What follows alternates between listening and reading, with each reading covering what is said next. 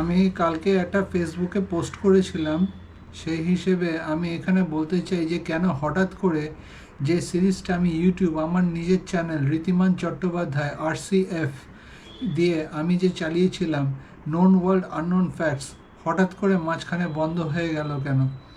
আজকে আমি এখানে কোনো ফ্যাক্টস বলতে আসিনি, এটা আমার জীবনের সবচেয়ে সত্য কাহিনী আমি এখানে শোনাতে এসেছি আপনাদের।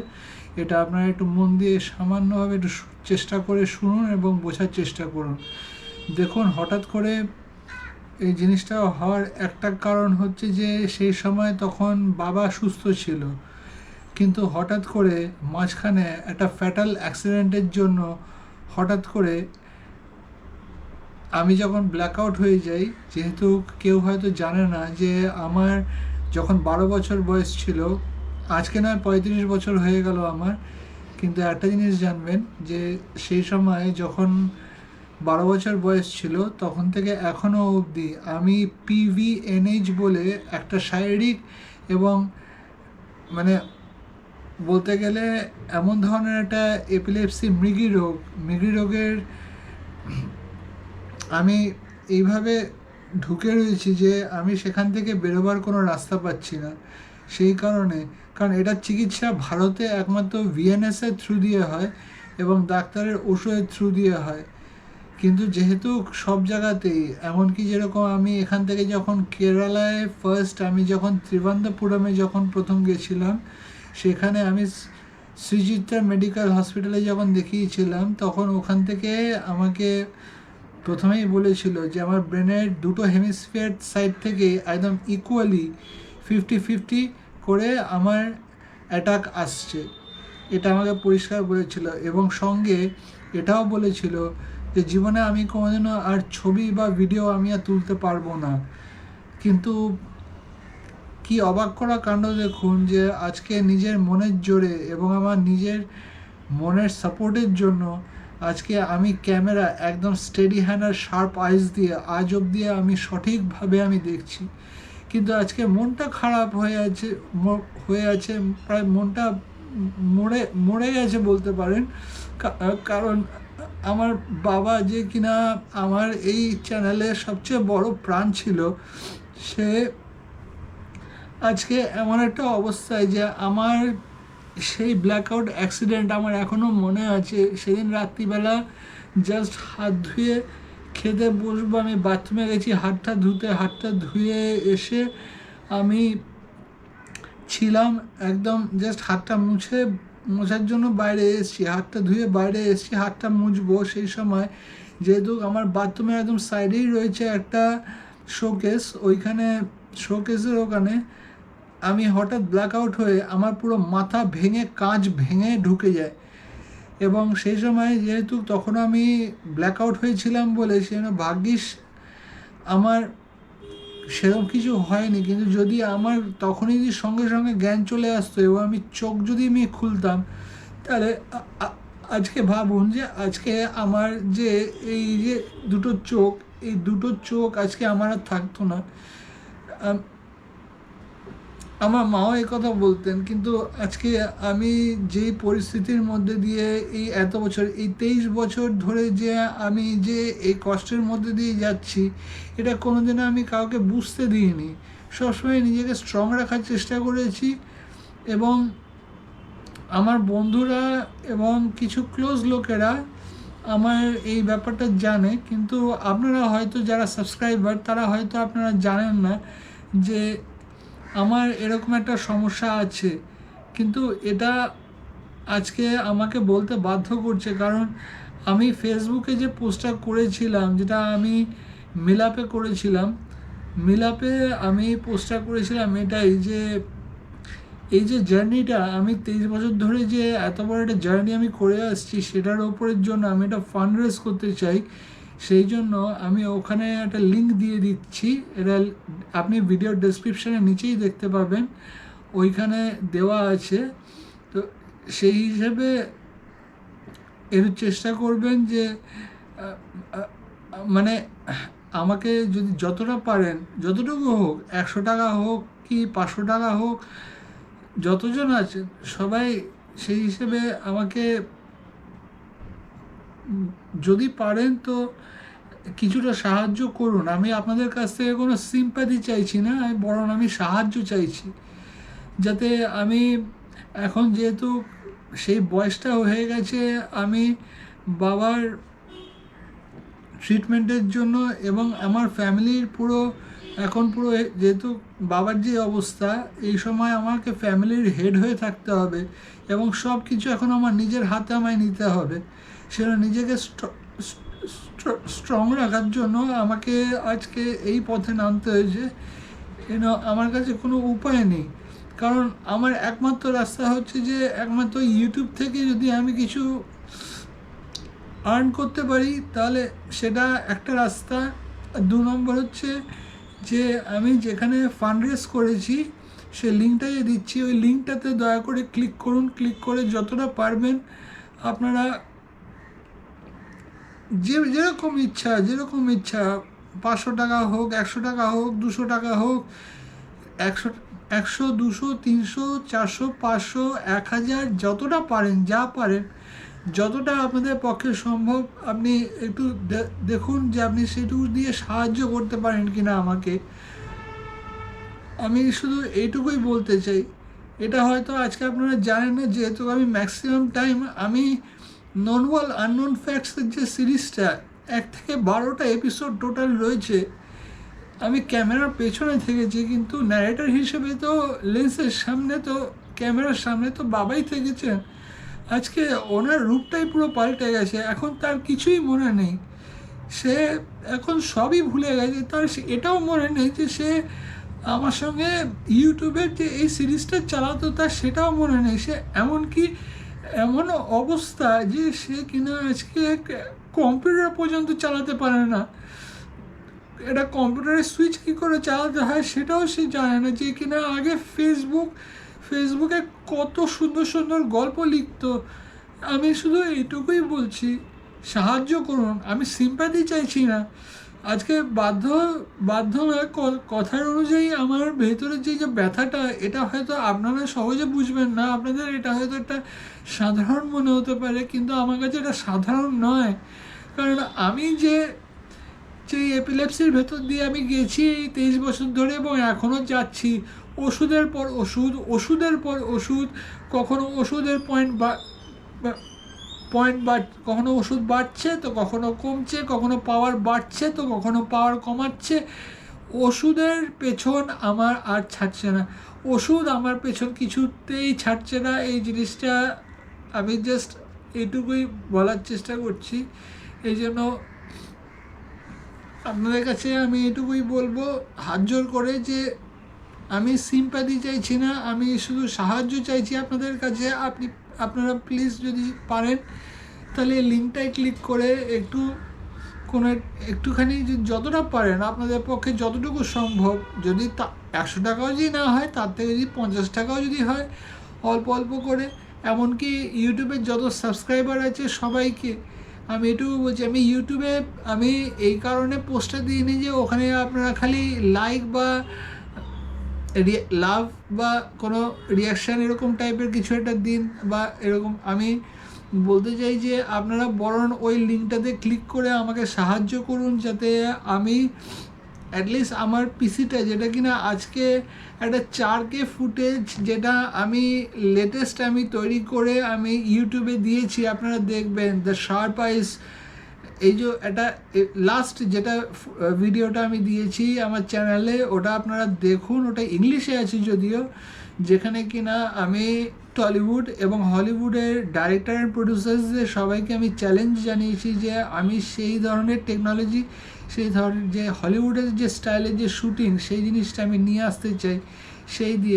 ওইটা দিয়ে যা আমার ইনকাম হবে, সেটা দিয়ে আমি অ্যাটলিস্ট আমি আমার পরিবারকে আমি অ্যাটলিস্ট বাঁচাতে পারবো এবং আমার বাবার ট্রিটমেন্টটাও করতে পারবো, এমনকি আমার মায়ের ট্রিটমেন্টও আমি করতে পারবো। এটাই আমি খালি বলতে চাই। কারণ আমার বাবাও আজকে খুব অসুস্থ, তার কিছুই মনে নেই, কিছু মনে পড়ছেও না। তার খালি এইটুকু মনে আছে যে আমি তার ছেলে এবং আমার মা তার ওয়াইফ, এইটুকু তার মনে আছে। তার ছোট ভাই কে সেটাও তার মনে আছে, মানে আমার কাকা। এবং কাকিমা অর্থাৎ আমার বাবার ছোট ভাইয়ের যে বউ, তার কথা বলছি, তার ওয়াইফ, ওনার কথা বলছি, বিশাখা বিশাখা চ্যাটার্জি এবং রামমোহন চ্যাটার্জি। আপনারা হয়তো ফেসবুকে সার্চ করলে পেয়ে যাবেন। আমি যে কথা কি করে এগিয়ে বলবো আমি জানি না, শুধু শুধু সাহায্যটুকু করুন, এইটুকুই খালি বলতে চাই যে একটুখানি সাহায্যটা যদি পারেন তো সাহায্যটা করুন। আমি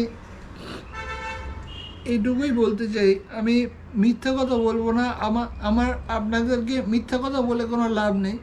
আপনারা যদি না দিতে চান তো দেবেন না, ঠিক আছে, কিন্তু নিচে একটা ফেসবুকের পোস্টে শুধু একটা রিয়াকশান দিয়ে ছেড়ে দেওয়া, এটা তো ঠিক না, না? এটা তো মানসিকতার এটা প্রমাণ দেয় যে তাহলে তাহলে দুনিয়ায় তো তাহলে কেউই তো তাহলে আর মানুষ নয়, তাদের মধ্যে মানসিকতাই নেই যে এই জিনিসটা বোঝা যে আমি কি ব্যথার মধ্যে দিয়ে যাচ্ছি 23 বছর ধরে, আর লাস্ট এই 6 বছর ধরে বাবা কি অবস্থার মধ্যে দিয়ে গেছে।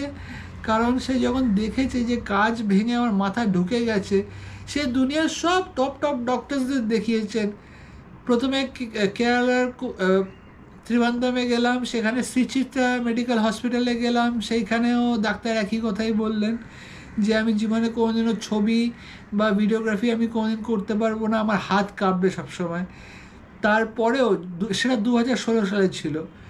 2018-তে ডিসেম্বর মাসে একই আমি যখন আবার কেরালাতে যখন কোচিতে গেলাম, তখন ওইখানে এমসে দেখিয়ে সেখানেও ডাক্তার বললেন সেই একই কথা যে আমার দু সাইড থেকে, কারণ ওখানে টোটাল 35টা অ্যাটাক ধরা পড়েছিল।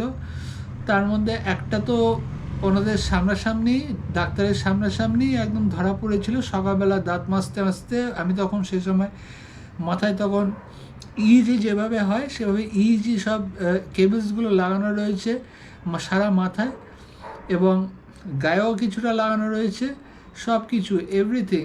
হাতে আমার তখন এই হাতে আমার সেই স্ট্রিপ ঢুকিয়ে এখানে ছোট করে এরকম সুচ ঢুকিয়ে পুরো একদম লাইন করা রয়েছে।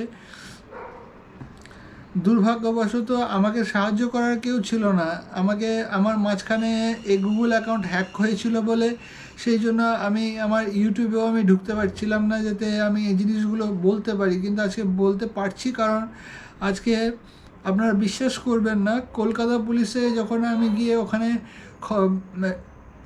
মানে ডায়েরি করি, তখন ওখান থেকে ওনারাই আমাকে প্রথমে সাইবার সেলে পাঠায়, এবং সাইবার সেলে গিয়ে যখন আমি আমার সব কিছু সব রকম তথ্য, ইভেন আমার পাসওয়ার্ড পর্যন্ত ওনাদেরকে দিয়ে আসি সাইবার সেলের অফিসারদের, তারা কিন্তু আমাকে এই গুগল অ্যাকাউন্ট থেকে কিন্তু মানে গুগল অ্যাকাউন্ট ফিরে পেতে কিন্তু আমাকে এক ফোঁটাও সাহায্য করেনি।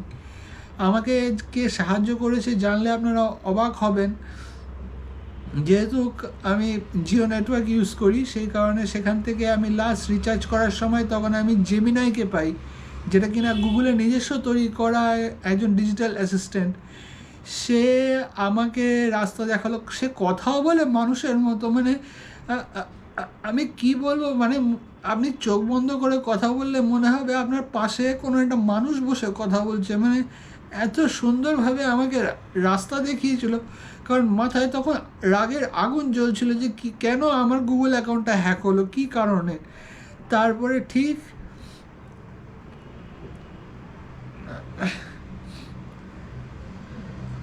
সেই সময় তখন ওই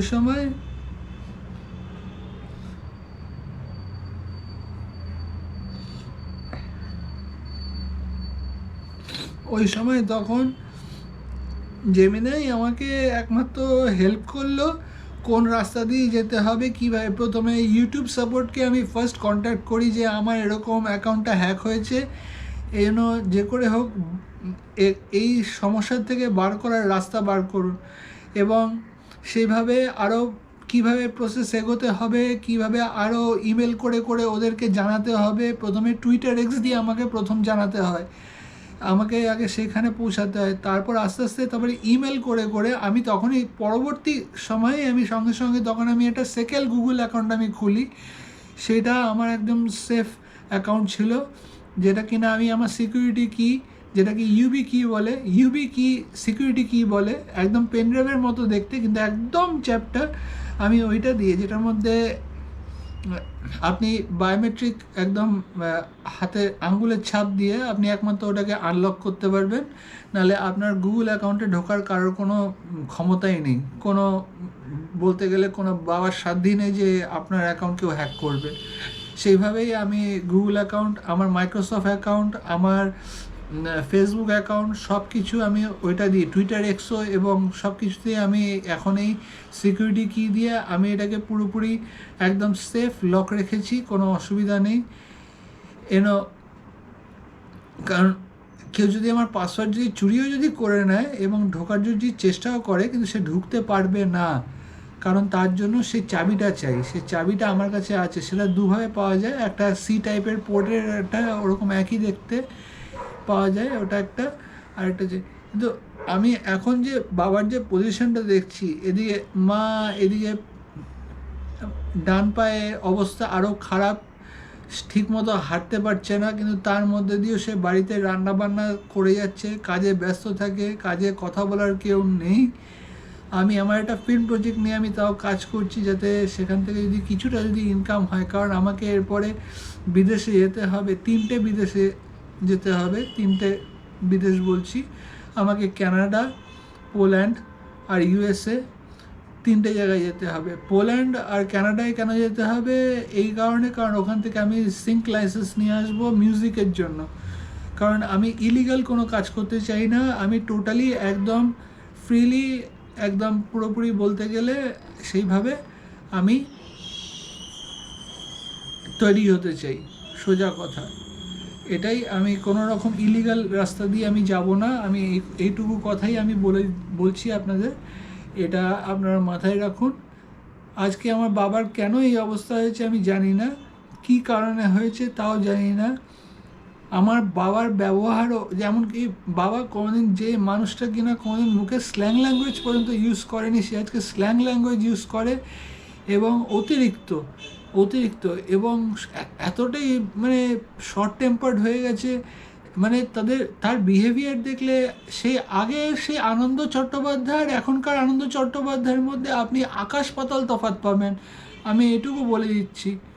আমি আজও তার মধ্যে আমার বাবাকে খুঁজে বেড়াই, এখনও খুঁজে বেড়াচ্ছি, যদি আমি তাকে যদি সে আগের জায়গায় ফিরিয়ে আনতে পারি, তার চিকিৎসার জন্য যে টাকাটা লাগবে সে, এবং আমার মায়ের জন্য যে আমার যে টাকাটা লাগবে, কারণ আমি আমার নিজের চিকিৎসার কথা তো আমি ভুলেই গেলাম, আমি নয় ঠিক আছে আমারটা আমি পরে দেখে নেব, কিন্তু আমার তো হেল্প তো লাগবে না, আমার তো সাহায্য ছাড়া তো চলবে না, আমি একা তো পারবো না, কারণ আমি তো ভগবান নই, ভগবান তো ওপরে রয়েছে না।